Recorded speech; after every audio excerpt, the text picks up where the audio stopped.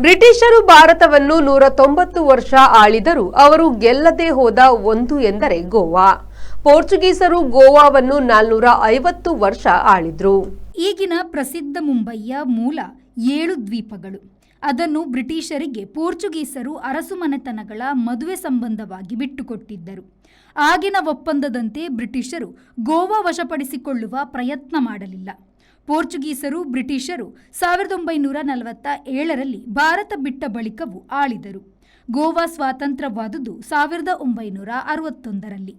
British ಸಾಮ್ರಾಜ್ಯವು viceroy ಮೂಲಕ ಭಾರತವನ್ನು ಆಳುತ್ತಿತ್ತು. ಬ್ರಿಟಿಷರ ಸೇನೆಯಲ್ಲಿ ಇದ್ದವರು ಭಾರತೀಯರೇ ಆಗಿದ್ದರು. 584 ರಾಜಸತ್ತೆಗಳು ಬ್ರಿಟಿಷರಿಗೆ ಕಪ್ಪ ಕೊಡುತ್ತಾ ಇದ್ದವು. ಉಳಿದ ನೆಲ ನೇರ ಬ್ರಿಟಿಷ್ ಆಡಳಿತದಲ್ಲಿ ಇತ್ತು. ಭಾರತದ ಸಂಪತ್ತು ಸೆಳೆದ ಬ್ರಿಟಿಷರು ಆಧುನಿಕ ಭಾರತ ಕಟ್ಟಿದವರೂ ಹೌದು.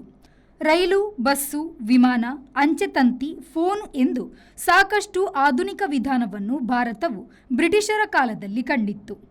Bureau report, V4 news, Panaji.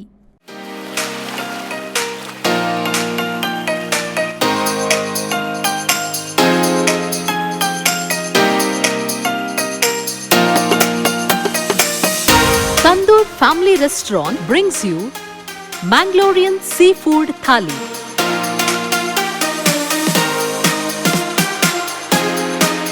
More than 12 varieties of items available in Thali.